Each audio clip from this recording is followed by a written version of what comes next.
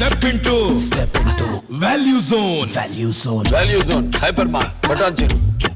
Sir నమస్తే sir, salmon గారు. విష్ణు గారు నమస్తే అండి.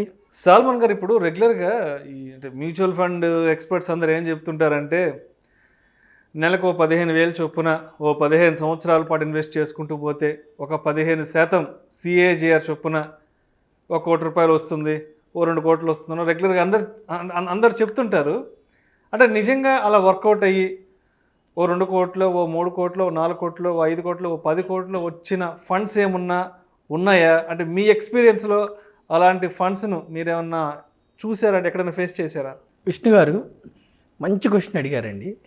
మనకి మ్యూచువల్ ఫండ్స్లో పవర్ ఆఫ్ కాంపౌండింగ్ అంటే చక్రవడ్డీ మహిమ, eighth wonder of the world according to Albert Einstein.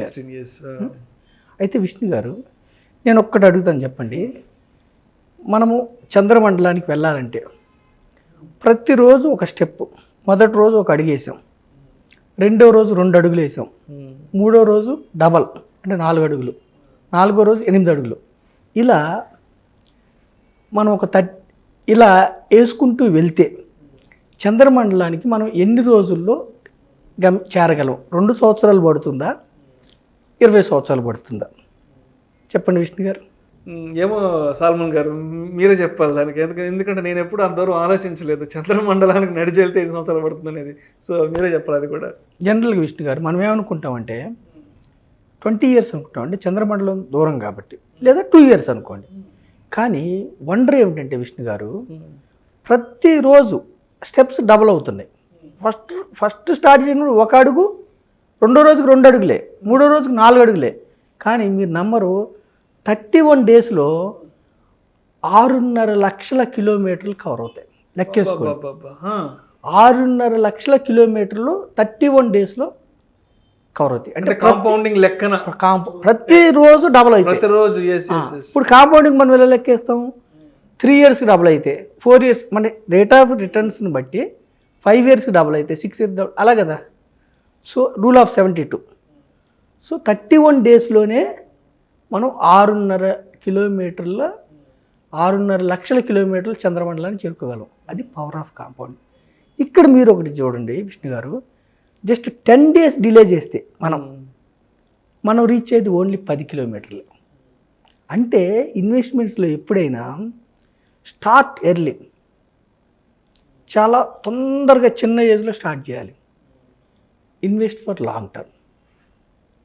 ఎంత ఎక్కువ చేసాము అన్నది కాదు, ఎంత తక్కువ చేసినా కూడా ఎంత ఎర్లీగా స్టార్ట్ చేసి దీర్ఘకాలం ఉండాలి. అంటే ఒక 24-25 ఏళ్ళకి ఉద్యోగం వచ్చిందంటే 20 ఏళ్ళ పాటు కానీ స్టే చేయగలిగితే, 20 ఏళ్ళు స్టే చేస్తే 45 ఇయర్స్ ఏజ్కి మంచి రిటర్న్ వస్తుంది. 25 ఏళ్ళు 30 ఏళ్ళు ఉంచితే మీకు ఎంత వస్తుందో నేను 1-2 మ్యూచువల్ ఫండ్స్ స్కీమ్స్ చెబుతా విష్ణు గారు. ఓకేనా విష్ణు గారు? దీర్ఘకాలం ఉండాలి. ఇప్పుడు మన సెన్సెక్స్లో కూడా పవర్ ఆఫ్ కాంపౌండింగ్ 100 సెన్సెక్స్ 44 ఏళ్లలో 70,000 అయింది, 15%తో. ₹1,00,000 7 కోట్లు అయింది. ఇప్పుడు ఇలాంటి ఫండ్స్ ఏమైనా ఉన్నాయా? ఇప్పుడు మీకు ఉదాహరణ చెప్తున్నాను విష్ణు గారు. ఒక fund Nippon growth fund, 94-95 start అయింది. 95 2021 అక్టోబర్లో మాట్లాడుకున్నాం మనము 2-3 ఇయర్స్ బ్యాక్ మాట్లాడుకున్నాం. అప్పుడు NAV 1900 ఉంది.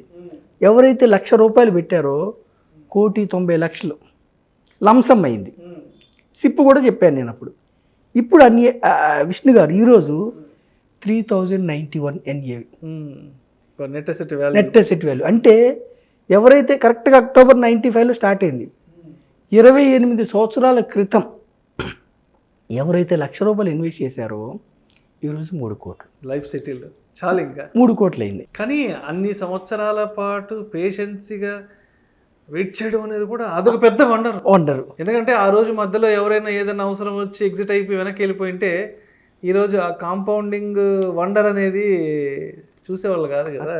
అయితే విష్ణు గారు ₹1,00,000 వచ్చి ఈరోజు 3 కోట్లు అయింది 28 ఇయర్స్లో.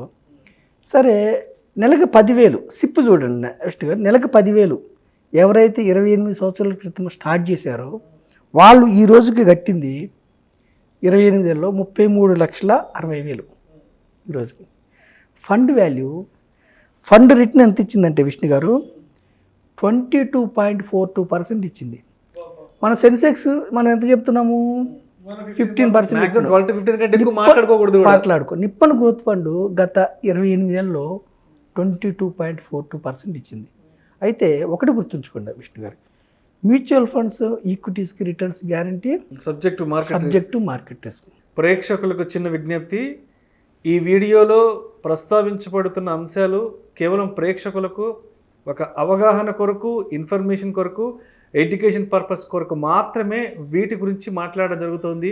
పెట్టుబడులు పెట్టేవాళ్ళు మీ ఫినాన్స్ ప్రొఫెషనల్ సంప్రదించి మాత్రమే తుది నిర్ణయం తీసుకోగలరని మా మనవి.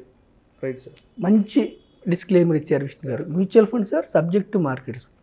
పాస్ట్ పెర్ఫార్మెన్స్ ఇలా ఉంది, ఫ్యూచర్ పెర్ఫార్మెన్స్ ఈ విధంగా ఉంటుందా? No one can predict. Market ఇలా ఉంటుందని ఎవరు చెప్పలేరు.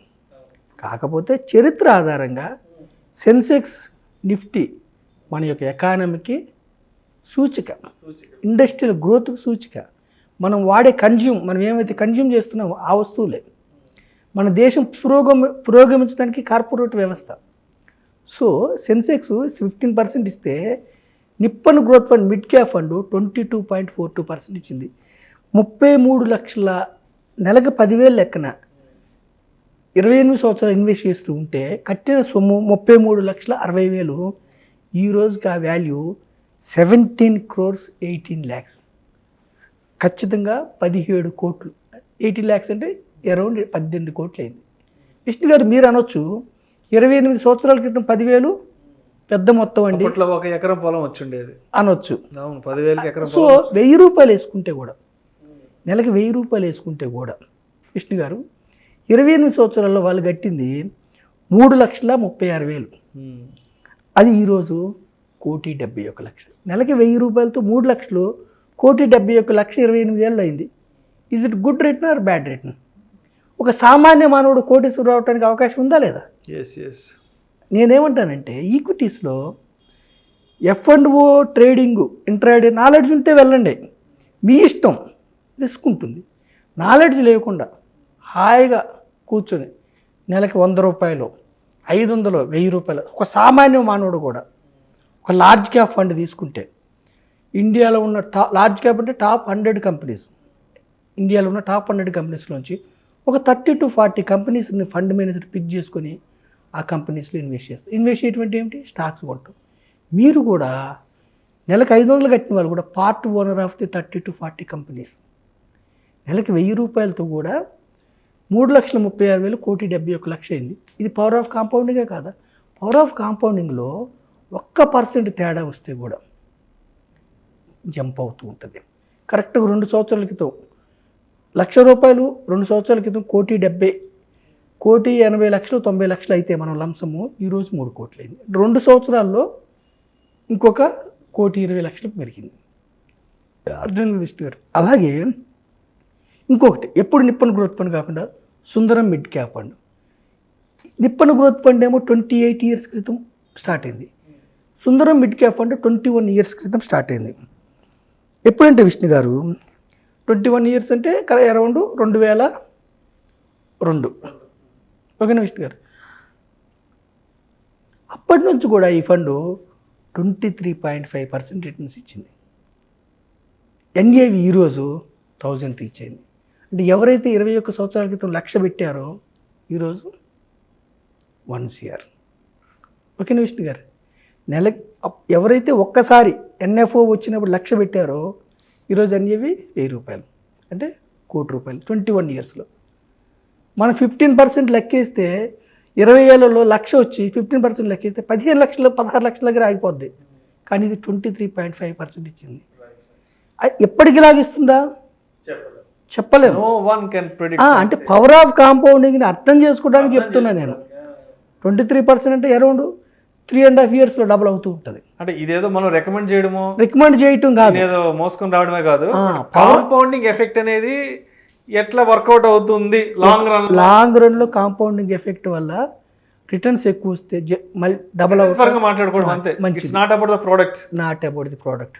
రెండవది ఏమిటంటే ఈక్విటీస్లో ఎప్పుడైనా దీర్ఘకాలం ఉండాలి. దీర్ఘకాలం ఉంటే ఈక్విటీస్లో రిస్క్ తగ్గుతుంది. 15-20 సంవత్సరాలు ఉన్న వాళ్ళకి సెన్సెక్స్లో 0 negative returns, roll back returns. Any year start చేయండి, స్టార్ట్ చేసిన దగ్గర నుంచి 15 ఏళ్ళు ఏ ఇయర్లో ఉన్న వాళ్ళకి నెగిటివ్ రిటర్న్స్ లేవు. 20 ఇయర్స్ ఉన్న వాళ్ళకి నెగిటివ్ రిటర్న్స్ లేవు. 10 ఏళ్ళు ఉంటే ఒక్కసారి వచ్చింది. మరి ఫ్యూచర్లో కూడా 10 ఏళ్ళకి ఒకసారి వస్తుందంటే ఒకసారి రావచ్చు, 2 సార్లు రావచ్చు. ఆ టైంలో యుద్ధం వచ్చో ఇంకొకటి వచ్చో నెగిటివ్ రిటర్న్స్ రావచ్చు.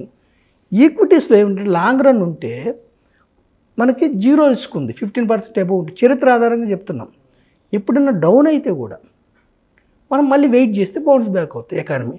రెండవది ఏమిటంటే విష్ణు గారు, సుందరం మిడ్ క్యాప్ కూడా 21 ఇయర్స్లో కోటీశ్వరం చేసింది. నెలకు 10,000 సిప్ చెప్తున్నాను, లంసమ్ము చెప్తున్నాను, సిప్ నెలకు 10,000 21 ఇయర్స్లో. వాళ్ళు కట్టింది 25 లక్షలు. ఓకేనా విష్ణు గారు?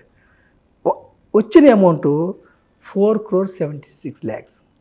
నెలకు 10,000 21 సంవత్సరాల పాటు కడితే కట్టింది 25 lakhs అరౌండ్ 4,76,00,000 వచ్చింది. ఎంత పర్సెంటేజీ? అరౌండ్ 23.5% CAGR ఇచ్చింది సుందరం మిడ్ క్యాప్. నెలకు 10,000 ఎక్కువ అనుకుంటే కూడా నెలకి 1,000 రూపాయలు, సామాన్య మానవుడు నెలకి 1,000 రూపాయలు ఇన్వెస్ట్ చేస్తే 21 ఇయర్స్ పాటు ఇలాగే కట్టింది ఎంత? అతను కట్టింది 2.5 లక్షలు, వచ్చింది 47 లక్షలు. అంటే ఇది ఎందుకు చెప్తున్నామంటే పవర్ ఆఫ్ కాంపౌండింగ్ వర్కౌట్ కావాలంటే మోర్ దాన్ 10 years 15 years ఉండాలి. రెండవది ఏమిటంటే ఎప్పటికీ ఫండ్ స్లోప్ వైజ్గా ఇలా పెరుగుతుందంటే పెరగదు. ఇప్పుడు ఈరోజు 47 లక్షలు అయిందన్నాం మనం 21 yearsలో. ఒక 2-3 నెలలు వరుసగా మార్కెట్స్ ఫాల్ అయితే 47 లక్షలు మళ్ళీ 35కి వస్తుంది. అది అర్థం చేసుకోవాలి మనం. సిప్లో ఏమిటంటే ఎవ్రీ మంత్ కట్టడం వల్ల తగ్గినప్పుడల్లా మనకి నెంబర్ ఆఫ్ యూనిట్స్ ఎక్కువ వస్తాయి, తక్కువ రేట్స్కి షేర్లు దొరుకుతూ ఉంటాయి. మార్కెట్స్ బెంబేలు పడకుండా మనం మార్కెట్స్ తగ్గినప్పుడు, ఇప్పుడు సిప్పులో ఏమవుతుంది, తగ్గినప్పుడు ఇన్వెస్ట్ చేస్తాం, పెరిగినప్పుడు ఇన్వెస్ట్ చేస్తాం, అందుకని వెల్త్ క్రియేట్ అవుతుంది. ఈవెన్ లంసంలో కూడా దీర్ఘకాలం ఉంటే మనకి ట్రెడిషనల్ ఇన్వెస్ట్మెంట్స్, బ్యాంక్ ఎఫ్డి కానీ, ఎల్ఐసి ఇన్సూరెన్స్ పాలసీస్ కానీ, సుకన్య సమృద్ధి కానీ, గోల్డ్ కానీ, వీటిలన్నిటికంటే కూడా ఈక్విటీస్ అనేది wealth creators. Real estate and equities are wealth creators. అది ప్రూవ్ చేయబడింది. మనం గత చరిత్ర చెప్పగలం, భవిష్యత్తు ప్రెడిక్ట్ చేయలేము. సో నేను యూత్కి ఇచ్చే సందేశం ఏమిటంటే 100 రూపీస్ స్టార్ట్ చేస్తారా, 500 స్టార్ట్ చేస్తారా, 1000 స్టార్ట్ చేస్తారా, 5,000 స్టార్ట్ చేస్తారా, మీ ఇష్టం. మీ యొక్క ఇన్కమ్ను బట్టి మీరు చూజ్ చేసుకోండి. కానీ లక్ష్యం, గోల్, ఒక లక్ష్యం పెట్టుకోండి. నాకు 20 ఏళ్ళలో ఇంత డబ్బు కావాలి, 30 ఏళ్ళలో ఇంత డబ్బు. గోల్ ఆధారంగా మీరు ఇన్వెస్ట్ చేయగలిగితే పెద్ద మొత్తం మీరు ఇన్వెస్ట్ చేయకపోయినా కానీ ధనవంతునిగా రిటైర్ అవ్వచ్చు, ధనవంతునిగా జీవించవచ్చు, పిల్లల ఎడ్యుకేషన్ గొప్పగా ఇవ్వచ్చు. మన లివింగ్ స్టైల్ ఒక 20 years తర్వాత మారిపోవచ్చు. అంటే ఈక్విటీస్ అనేది వెల్త్ క్రియేటర్స్ అని చరిత్ర ప్రూవ్ చేసింది. ఇంతకుముందు మనం చెప్పడం లేదు. ఇప్పుడు సెన్సెక్స్ హిస్టరీ ఉంది, మనకి నిఫ్టీ హిస్టరీ ఉంది, మ్యూచువల్ ఫండ్స్ హిస్టరీ ఉంది. 2 ఫండ్సే చెప్పాను నేను, టైం ఉండలేదు కాబట్టి. అలా 20 years బ్యాక్ స్టార్ట్ అయిన చాలా ఫండ్స్ 12%, 15%, 18%, 20%, 22% కూడా ఇచ్చినాయి. చాలా ఫండ్స్ ఇచ్చినాయి. అయితే ఒకటి గుర్తుంచుకోండి, ఈ యొక్క రిటర్న్స్ అనేవి గ్యారంటీ కాదు. Mutual funds are subject to market ఒడిదుడుకులకి ఇవి లోబడి ఉంటాయి. Past performance may not sustain in future. గత చరిత్ర ఫ్యూచర్లో వస్తుందా అంటే చెప్పలేము. రిస్క్ని అర్థం చేసుకొని ఇన్వెస్ట్ చేస్తే ఈక్విటీస్లో ఈక్విటీ డైవర్సిఫైడ్ మ్యూచువల్ ఫండ్స్ అనేవి మీకు చింత లేకుండా చక్కటి మ్యూచువల్ ఫండ్స్ తీసుకొని మీ లక్ష్యానికి అనుగుణంగా మీరు ఇన్వెస్ట్ చేసుకుంటూ వెళ్తే మీ యొక్క ఆర్థిక లక్ష్యాలను చేరుకోవచ్చు. అది విష్ణు గారు, power of compounding effect. Thank you so much Salman గారు. అంటే లాంగ్ రన్లో లాంగ్ టెన్యూర్ ఇన్వెస్ట్మెంట్స్ విషయంలో పవర్ ఆఫ్ కాంపౌండింగ్ అనేది ఏ విధంగా వర్కౌట్ అవుతుంది, దానివల్ల ఎటువంటి రిటర్న్స్ మన చేతికి వస్తాయనే అంశం గురించి చాలా చక్కగా మన ప్రేక్షకులకు మీ విశ్లేషణ ద్వారా తెలియజేస్తారు. Thank you so much sir. Thank you Vishnu గారు, థ్యాంక్ యూ సో మచ్. ప్రేక్షకుల విజ్ఞప్తి, ఈ వీడియోలో ప్రస్తావించబడిన అంశాలు కేవలం ప్రేక్షకులకు ఒక అవగాహన కొరకు, ఒక ఇన్ఫర్మేషన్ కొరకు, ఒక ఎడ్యుకేషన్ పర్పస్ కొరకు మాత్రమే వీటి గురించి ప్రస్తావించడం జరిగింది. వీటిని రికమెండ్ చేయడం అయితే మా ఉద్దేశం కాదు. గత చరిత్ర ఆధారంగా రిటర్న్స్ ఎలా ఉన్నాయి, హిస్టారికల్ డేటా ప్రకారం ఏ ఫండ్ ఎలా పెర్ఫామ్ చేసింది అనే దాని బేస్గా మాత్రమే దీని గురించి మాట్లాడుకోవడం జరిగింది.